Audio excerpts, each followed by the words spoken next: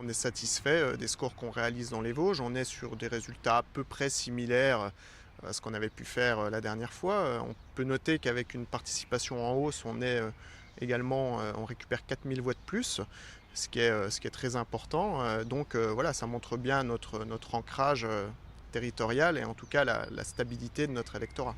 Vous aviez imaginé des scores tels que ceux-là? Bah, on savait effectivement avec les sondages, les derniers sondages, qu'on serait en tête. Après, voilà, la vraie surprise, c'est la participation. Parce que derrière, on avait Emmanuel Macron qui avait fait une tentative de diversion avec son grand débat, qui avait essayé de, entre guillemets, de prendre en otage ce scrutin. Et finalement, les Français se sont mobilisés, peut-être aussi contre sa politique de matraquage fiscal, d'injustice sociale. Et derrière, je pense que c'est un double vote sanction.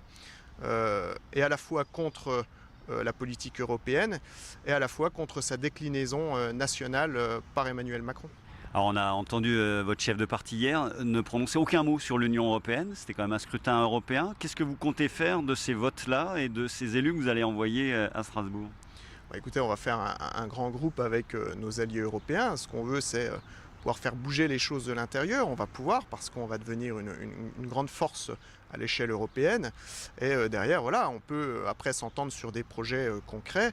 Je pense que notamment sur l'immigration, puisque ça c'est un point important qu'il va falloir régler au plus vite. Je pense qu'il faudra transformer l'essai. On voit qu'on est en tête dans un certain nombre de villes dans le département des Vosges. Je pense à Capavenir-Taon, je pense à Rambervillers, à Vittel, à Neufchâteau, à Contrexéville, même à Saint-Dié-des-Vosges.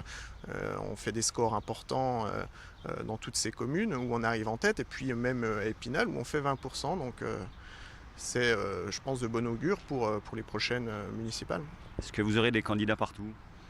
On aura des candidats en fonction de leur implantation locale, mais effectivement, je pense qu'on sera présent dans les principales villes du département.